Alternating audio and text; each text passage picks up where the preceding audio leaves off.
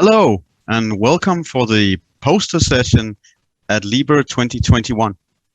I hope we have many attendees here who have been looking forward to this session. As it is, it's one of the most classical genres that had to be reinterpreted in the times of the pandemic, namely the poster session of a conference. So today we have a live Q&A for the poster presenters. But before we start, and reminding that every poster presenter here only have 60 seconds for their presentations, I should remind you that this session is recorded and we'll share the recording and slides afterwards. If and when you have questions for the speakers, you can type them in the attendee chat on the right side of the screen. Then at the end, the chair, that's I, will address these questions and hand them over to the presenters for answering. Regarding technical issues, you have to check your settings and your internet connection. And if no luck, try to rejoin by closing your browser tab and reopening the link or your app. Thank you for this attention, and I hope you enjoy this session. And then we go over to the presenters. First, we have up here Johanna Laikanen and Mario Kuusela from Helsinki University Library to present. And I hand over the mic to Mario. Hello all. So I come from Helsinki University. My colleague Johanna could not make it today, so I'm presenting the stuff we have. So we had a big project, Helsinki University Open Access Hub project in 2017 to 2019. And our poster is about the project, what kind of results we had, what kind of challenges we encountered, and about the near future plans too. So the poster is concentrated. There were several services we created during the project. The poster is mostly about the managing open access articles and about the Helsinki University Press, which was created during the project, plus other publishing platform services we created. But it is also about the new staff skills that are required in the library in order to create these open access services. It is also about the evaluation and assessment of all these new services that we have been creating and are supposed to be developing further. So that's also what we're discussing in the poster. I suppose that's about 60 seconds. Thank you. Well, thank you very much, Mario. Next up, we have a group presenting a poster, and we have Kees here and Miriam. So you have decided to divide your time. So please go ahead. Miriam, the floor is yours. Hello, everyone. We're presenting a poster about enriching digital heritage collections. The KB National Library of the Netherlands is exploring new ways of showcasing the digital heritage collections. And in the last year, there were 2 projects about that. So in the golden part of the poster, you see Delfor Demo, the Pandemics Through Time, which is a demonstration website, which is subject-based. And it summarized the relevant articles through visualizations. And on the other hand, with a pink background, you see information about the medieval meme generator. And the idea behind that is that users... I'm going to tell that, Miriam, stop.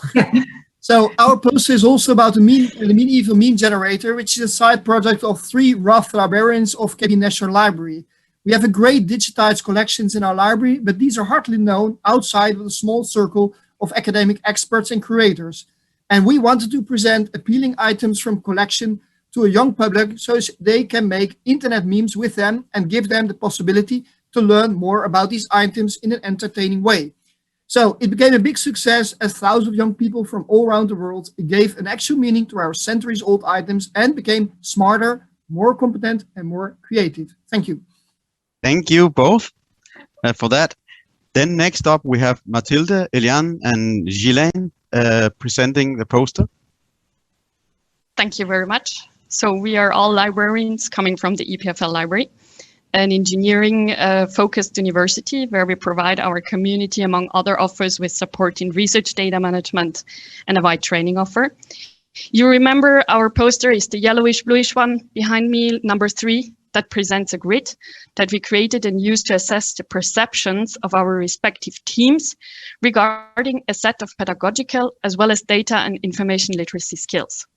The analysis should help us to know if the teams adhere to this chosen skill set, how they see the importance of it regarding the community we serve, and how they see themselves in the skill areas. What the results say? Well, as expected, there are differences. For instance, the RDM team is more critical, whereas the training team has far more matching values. This information anyway is useful for us on strategic library level, but also on individual talent development level. If you would like to reuse the grid, it's on Zenodo, you can. And then we're waiting for your questions. Thank you. Excellent. Thank you very much, Eliane. Then next up, we have Eva Triantapulo from Aalborg University. Yes, thank you very much, Bertil. Today I'm presenting our poster, which is about the INOS Erasmus Plus project that I have the honor to coordinate. This project aims to include citizen science, open science, and open innovation activities in higher education institutions. So we have categorized these activities in two broad categories. As I said, open knowledge that contains also citizen science, but also open innovation, where different stakeholders, also external to the higher education institutions, participate in the production of innovative prototypes or ideas. And the poster contains some examples of activities that took place in the past year, and we discuss also in the video a few of the challenges imposed by the pandemic, because many of these were initially planned to be offline, physical, but of course they converted to online activities. I would be happy to answer your questions, and you can find the contact details in our poster. Thank you very much. Thank you, Eva. And then next up, we have Giulia Dore from University of Trento. Hi. So our poster reflects the preliminary findings of an online survey on the impact of copyright law and open policies to digitization in the cultural heritage environment. The analysis is based on a convenience sample of 125 respondents, which are being followed by interviews that are trying to fill the gaps of the questionnaire results. The key issues that are mostly relevant for this event and the audience that we have today are that a large number of respondents were public or non-profit libraries. Digitization is still a crucial aspect for their activities, nearly 90% of them digitize, but we assumed that copyright law was one of the main barriers to digitization. Indeed, what that analysis is showing is that it's more an issue of a lack of resources, both financial and personal. Still, they are very concerned with national law and less with European law, but on European policies. Organizations prefer to rely on contract rather than exceptions, which means that now we are going to focus on this specific aspect in the project. Thank you. Thank you very much, Julia. Then next up here, we have Börje Dahlén from Uppsala University.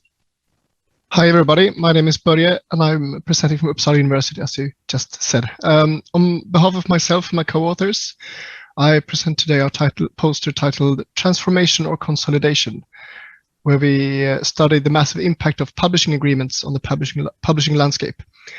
Basically, we analyze where we're heading, what the library should do to develop our services in the near future. In short, we have seen how the publishing agreements has enabled a big increase in open access publishing, but we also see how they has enabled the big publishing houses to consolidate their market share, which is of course counterproductive. We see the publishing agreements as a useful stopgap solution, but not a universal solution and not a long-term solution. We conclude that it's time to move on from open access advocacy, and instead we should adapt a global and holistic open science perspective that incorporates elements like equity and sustainability. All questions are welcome. Thank you. Tack så mycket, Börje. Thank you. Then for the second to last here, we have Bolette Amisbøl Jurek from the Royal Library of Denmark. Yes. And our poster is called Royal Danish Library Open Data Possibilities. It's poster number 7. Remember to look at that. That's really great. I should remember to say my co-author, Sarah Musavi, also from the Royal Danish Library, cannot join us today. So I'm presenting for both of us. And the basic poster is a lot of good news, because a lot of open data and a lot of open data applications that we've built over the last 10, 15 years. And all we are asking is that we look at all these hundreds of great open data applications and try to make it a little bit easier for the users to find their way in the jungle by standardizing a bit, and then also making it a bit easier for the tech department, which is us, to maintain this wonderful open data application universe. Thank you. Thank you. And that was not even 60 seconds. Great. Then we have the last poster by Stefan Butenbaum and Edward Gray, and it's shocking, right? Thank you, Bertel.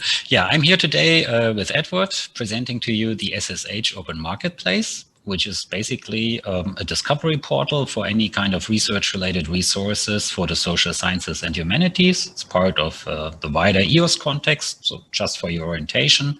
And we present the poster at the LIBER conference this year because the mission statement of the SSH Open Marketplace is closely related to many areas of expertise of LIBER. So we are asking for your feedback. And yeah, what kind of feedback? I would tell you just 3 challenges that are related to the marketplace. It's the content, which comes from third parties. So we have questions of ownership, updating and harmonization.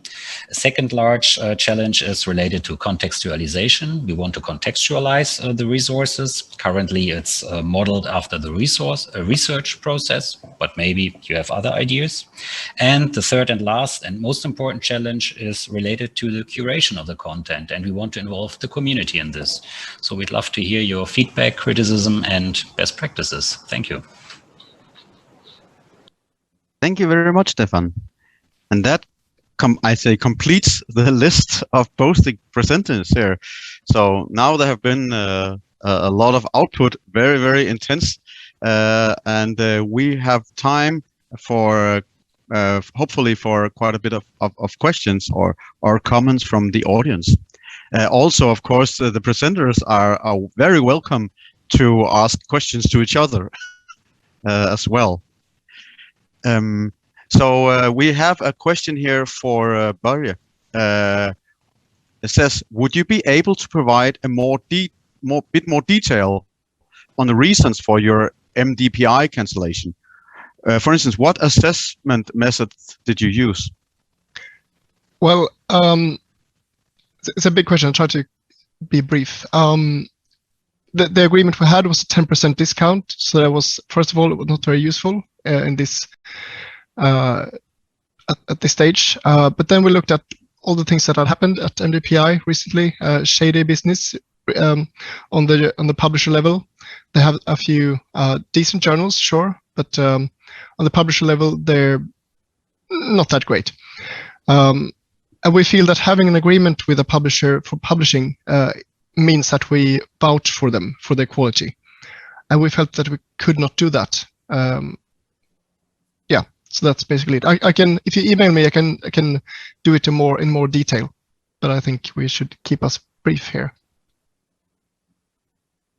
Well, thank you. Well, maybe not that brief is necessary because okay. We don't have a lot of questions. But I was thinking whether some of the panelists actually might have questions for each other. I have for Börje. That's very interesting. Mario? Because, yes. Yes, thank you. That's very interesting, Börje. That's what I was planning to ask you anyway about the MDPI. Okay. This we do have this agreement as a direct agreement with MDPI, and we do get very, very mixed feelings, feedback from our researchers too. And I have been wondering if I could contact you and discuss it for more detail. Yeah, that's great. That's great. Thank you. Well, that's live networking, isn't it? Yeah. Yes. Yep. Yes. Any more questions? You are welcome to use the chat, or just basically just raise your voice in a polite way here. I see a hand from Stefan. I may, yeah, thank you, Bertel. I have a comment for the colleague from Finland, because I read on your poster that you are also working on open monographs, and I think you know, but if not, that you have a look at the Open project, which is situated in Den Haag, and it's since years active in the area of open monographs, and just wanted to point you to them. Open, they are called. Well, thank you for that remark, Stefan. I see a hand from Edward. For lack of any other better question, I was really interested to see a lot of folks talking about open access. So I was wondering if, as someone who presented an open access topic, when you were reading and following the presentations of the colleagues here, did you see anything that sparked you in any directions? Did you see any potential synergies? Did you see anything that you can take away? Anybody feeling like replying to that? I see Mario. Yeah. I was actually listening to one that was referring to this e-textbook, open access e-textbook problematics, and this is something we are encountering too. So this is a huge and expensive question, and this is something that should be addressed properly on open access markets. The monographs are not that. I mean, it's important, but we are facing a problem with the textbook issue now, and that's something that should be. We're trying to figure out how to support that. And is there any way? Are there any like national or there should be national projects or international projects to address this? This is something. I think this is a problem that everybody, big university who have large courses with several, like we have hundreds of students in classrooms, and we really want to see some changes in this business. I don't know. This is just a comment. If you have any suggestions, please. Well, thank you for that comment. I think that Börje has almost had a hand, but there's also a question for you in the chat, Börje. So you will start get the chance to have like two things now. So yeah. What do you want to say? Just quickly replying to Edward's question. I had great pleasure listening to the session 2 yesterday about powering sustainable open publishing platforms, since we're just about launching our own publishing platform at Uppsala University. So yeah, that was great. Okay, did you have a question for me? But there's a question of whether you have considered to use Unsub. Not in this project. I've read a lot about it and I'm interested in it, and I had actually planned to talk to my colleagues about it, and I know some of them are here today, so consider that an opening statement. I think we should look at Unsub. And then there's a question, one more question. I think also it's for you. It's the question is, I'd also be interested in to know how much pressure read and publish agreements put on your media budget, and are there any plans to separate funding streams from publishing costs within the library? This is a bit outside my personal expertise, and I know most of these publishing agreements are on the national level in Sweden. So we have a consortia that handles most of it, and different universities handle the agreements differently. And at Uppsala, we kind of moved that media budget outside of the university, the library budget, which in a way made it simpler, because a cost that is huge for the library is not as huge for the university. So that has its pros and cons, but that's how we dealt with it, I think. Thank you. Perhaps any comments on that, or I have I think a general question here from the chat. Is anyone developing a tool to systematically evaluate publisher deals, or are most colleagues responding on their own findings? To explain, I'm wondering how the IP issues are approached in different countries when you are digitizing newer materials through agreements with copyright holders, organizations, for instance. Anybody care to give that a try? Hi. Yeah, Julia. I say something based on the data that we are analyzing, and seems that the stakeholders, now in particular libraries, are indeed carefully considering the licensing agreement, as I said, as the first instrument for them to use, rather than relying, for instance, on exceptions. And they seem to be very cautious and aware of the challenges that still this kind of agreement imply, in a sense that it really depends on whether they have, for instance, a legal advice within their own organization. Then they are less reluctant to negotiate with the publishers directly, and also with the stakeholders right holders in general. But if you consider like smaller entities, smaller organization with no legal advice whatsoever, then it becomes much more difficult to interact with the rights holder. I have a question for some of you, especially for the first presenter, if I may now add my own question. And regards to this point, how do you actually support your researchers, especially those, for instance, who want to open their monograph? Because I was very interested to read about the monograph, Open Your Monograph project. Do you directly, you non-lawyers, engage with them and support them in this process, or you have legal advice internal within your organization that helps you with this very difficult and challenging process? So that was a question for Mario, I think. Yeah. Yes, I think so. Yes. Yes. Okay. So during the project, we had this specific funding from the university to retroactively open some books. So there's a certain sum of money that covered a certain amount, and we had several discussions with the international large publishers that we could open up some retroactively, not in the pipeline, books in the pipeline, but the retroactive titles already published at some form before.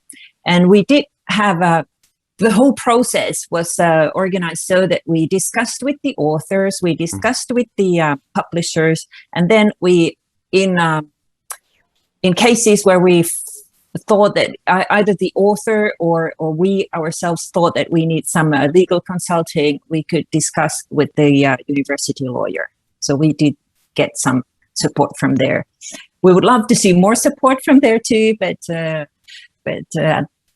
at this point, it was really, really relevant that we could also discuss with them with certain, because there are the agreements that our researchers do with the publishers, and they were very confused because there are different agreements if you're doing a print book agreement or open access agreement with the publisher, and they have very, very complicated questions. And we are not lawyers in the library, but we try to support them. And then when we feel like we are not the right, we do not want to take that responsibility when we're not sure about the answering properly, then we will contact the lawyer, and that's how we deal with that one. But that was a separate project funding. I have to underline that we do not have a specific budget to support. We only support ABC right now. There's no funding for constant funding, and that's what's in our poster too, that this is the lack of constant funding in everything is a bit problematic in our open access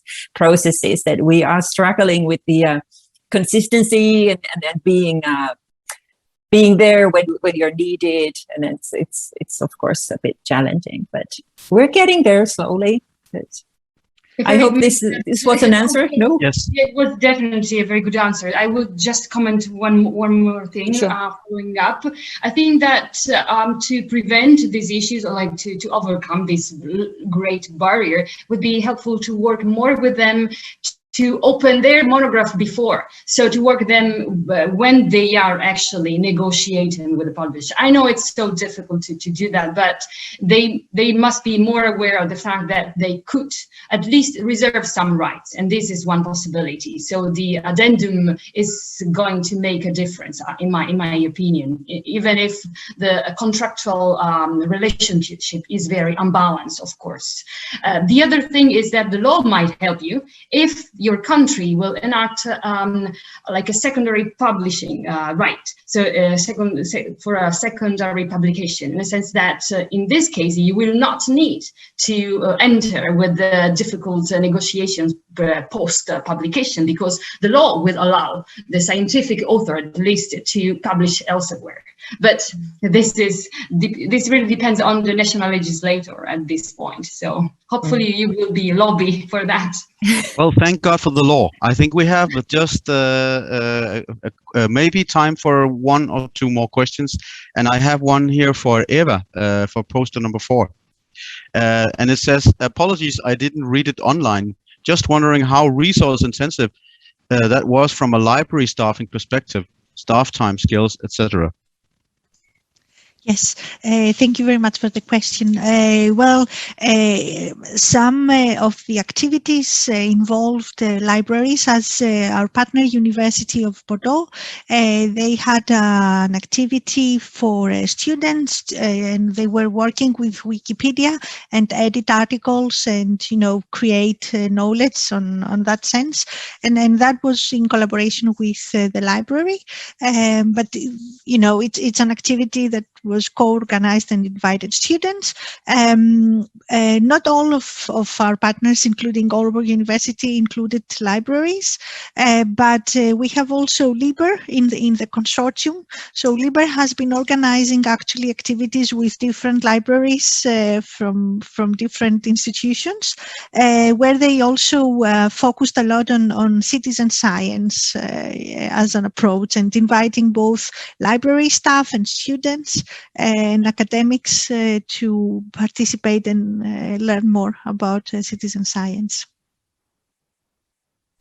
Well, thank you for that.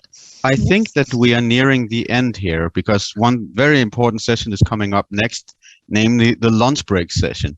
And I mean, without any food or drinks, all this will be futile, and you'll not pop up for the coming sessions. Of course, there's both session 5, 6, 7, and 8 today, and the meeting of participants later on, and also a social program. So I'd like to thank every one of you here, all the poster presenters, and thank you also both for the questions and the answers. I hope that you have a very fruitful and enjoyable remainder of the conference here, LIBER 2021.